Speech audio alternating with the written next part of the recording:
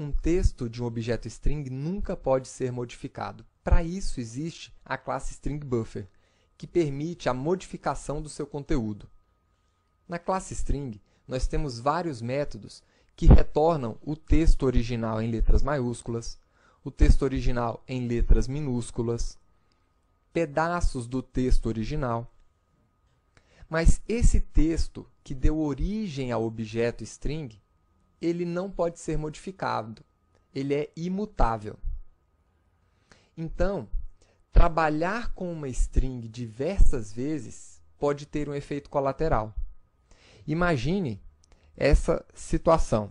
Você criou uma string e está concatenando aquela string outras strings várias vezes. Cada operação dessa cria uma nova string, um novo objeto string. Então, gerar várias strings temporárias, como nesse exemplo, pode prejudicar a performance da aplicação consideravelmente. Então, no caso de você trabalhar muito com a manipulação de uma mesma string, seja para fazer uma concatenação ou dentro de um for, o ideal é utilizar a classe string_buffer ou a classe string_builder, que foram criadas exatamente para permitir esse tipo de modificação no seu texto.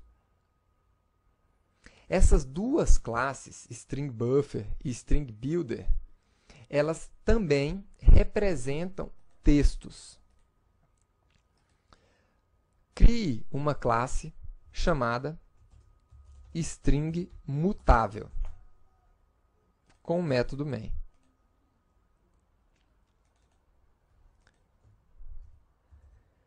Então, nós temos essas duas classes,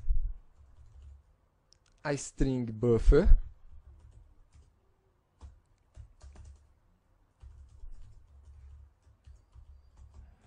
e a string_builder.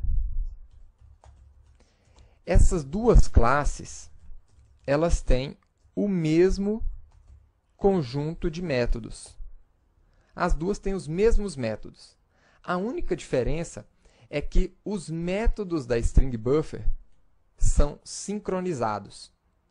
Eles são muito úteis quando você está em um ambiente multiprocessado, trabalhando com várias threads acessando os mesmos objetos string_buffers. Já o string_builder não tem esses métodos sincronizados. Então, ele pode não funcionar muito bem num momento em que milhares aí de requisições ao mesmo objeto estão sendo feitas. Então, essas duas classes, elas podem ser criadas da mesma forma que um objeto string. Você pode criar um texto vazio, ou pode já iniciar o seu texto com algum valor.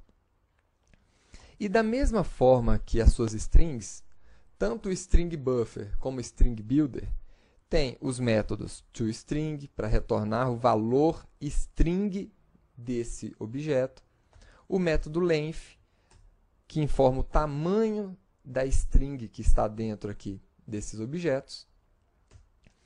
E nós temos um outro método, capacity, que não existe num objeto string. Esse método capacity, ele informa a capacidade de armazenamento de novos caracteres dentro desses objetos, sem alocar mais memória. Então, quando você cria uma string, o tamanho da capacidade daquela string é exatamente o tamanho da string que você colocou lá dentro. Mas dentro desses objetos, como eles foram feitos exatamente para receber novos valores e serem incrementados, então existe ali uma capacidade que fica disponível, né, para você incluir esses novos conteúdos. Então, por exemplo, vamos ver aqui o tamanho da nossa string e logo em seguida a capacidade dessa string. Opa.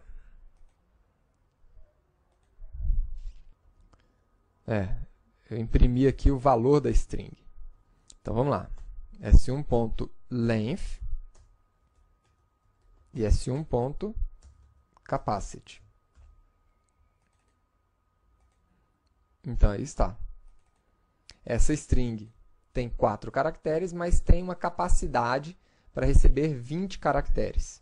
E essa capacidade vai sendo incrementada na medida que você vai incluindo mais conteúdos dentro desses objetos. Existe também um método chamado aqui reverse, que modifica, inverte a ordem desses caracteres.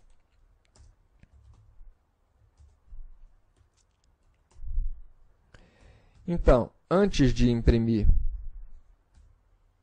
vamos imprimir aqui o valor desse objeto antes e depois da reversão.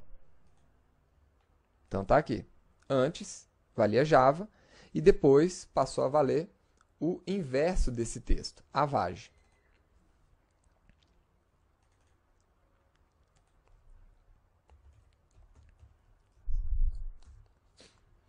Agora, provavelmente o método mais utilizado desses dois objetos é exatamente o método que permite a você incluir ou concatenar novos conteúdos aqui a esse valor. Então, que é exatamente o método append. Então, se você quiser adicionar outros textos, sem criar novos objetos, você simplesmente chama o método append, que também pode receber um array de caracteres e outros elementos. Você pode adicionar ali tipos primitivos de dados. Então, vamos exemplificar aqui com um objeto, um array de caracteres.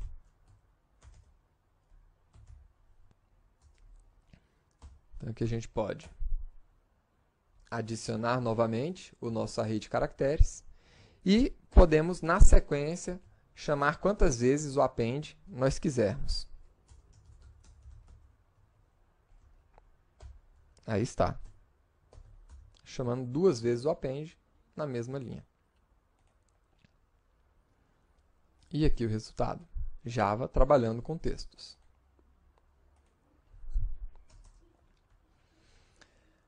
Agora, o que isso significa?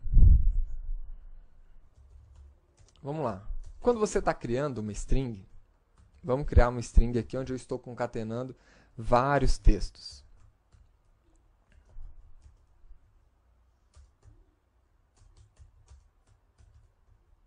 Então, oi, como vai você?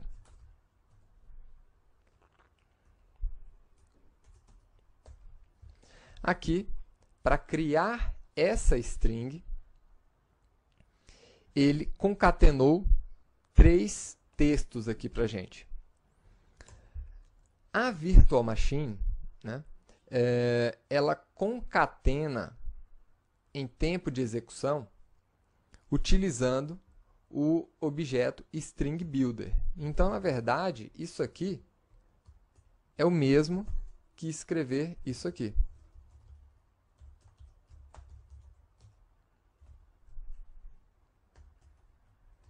Então, oi. E a gente utiliza o append para concatenar o como. O append novamente para concatenar vai você. E por fim, a chamada do método toString para converter isso aqui em string. Então, na verdade, a sua Virtual Machine, no final das contas, ela vai transformar isso daqui nisso daqui. O problema é que se você estiver concatenando depois em um outro local, né, começar uma outra concatenação aqui, então ele vai criar um outro objeto do tipo string builder para realizar essa operação novamente. Então é por isso que se você estiver trabalhando com muitas concatenações, o ideal é que você já crie por sua própria conta o string builder e vá fazendo todas as concatenações necessárias dentro desse objeto. Porque assim você vai criar apenas um objeto e não vários, como é feito quando você está trabalhando com o objeto string. Tá?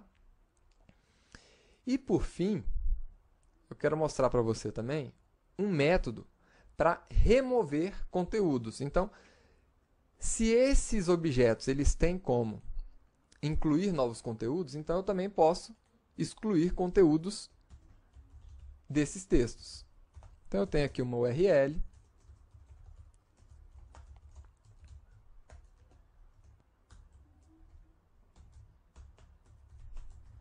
xtei.com.br e eu quero remover os 4 primeiros caracteres, ou seja, www. Então a gente poderia logo aqui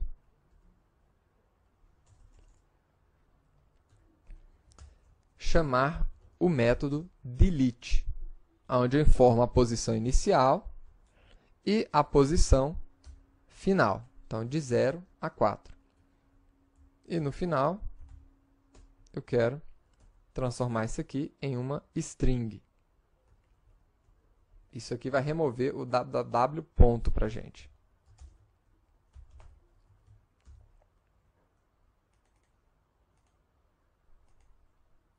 E aí está.